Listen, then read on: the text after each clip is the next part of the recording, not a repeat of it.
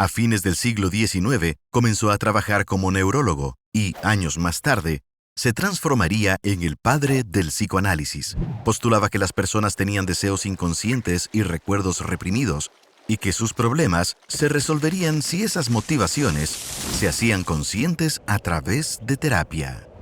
Su influencia supera con creces a la de los psicólogos más reconocidos. Pero, ¿Freud tenía razón acerca de la naturaleza humana y sus métodos eran científicos?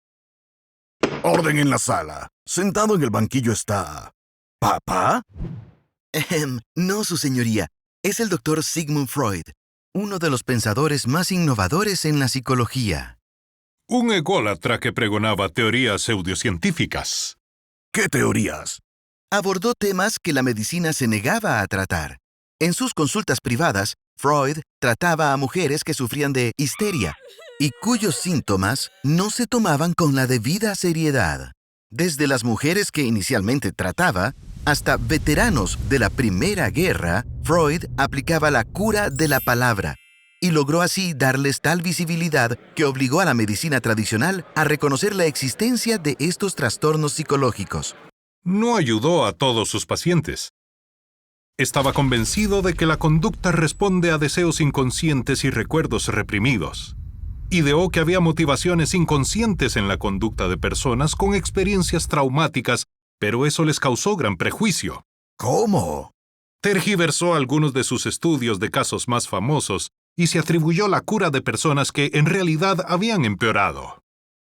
Los terapeutas posteriores, influenciados por su teoría, incitaban a sus pacientes a recuperar recuerdos reprimidos de abusos infantiles inexistentes. Muchas vidas y familias quedaron devastadas. No se puede culpar a Freud porque otros aplicaran erróneamente su teoría. Muchas de sus ideas causaron daño.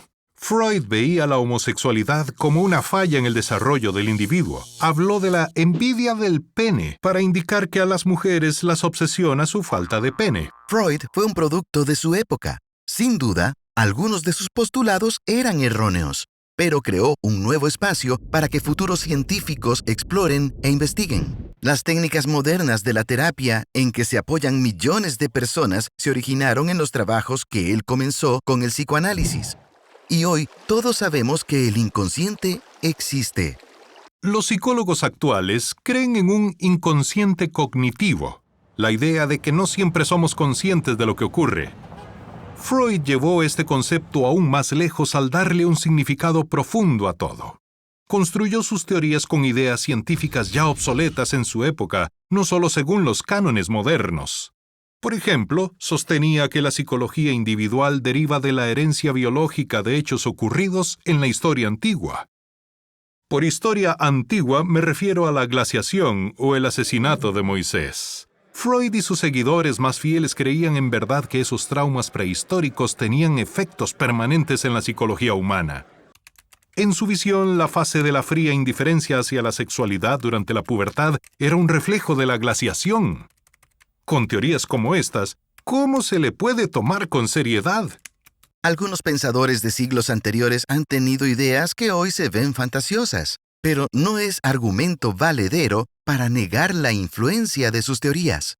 Freud fue un innovador que relacionó ideas. Sus conceptos se han plasmado en frases que explican cómo entendemos y verbalizamos experiencias individuales. El complejo de Edipo, el ego y el yo, mecanismos de defensa, pulsiones de muerte. Freud. Pero Freud no se presentaba como teórico social.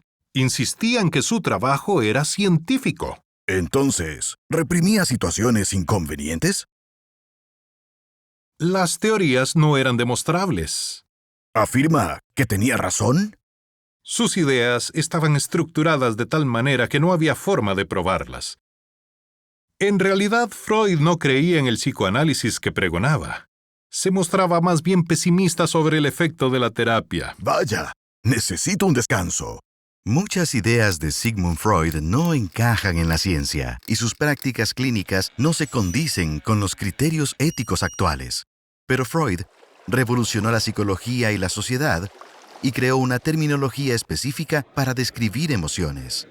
Si bien cometió errores, ¿podríamos responsabilizar a un pensador por el modo en que las generaciones posteriores aplicaron sus ideas? ¿Deberían ser culpadas, honradas o perdonadas cuando juzgamos la historia?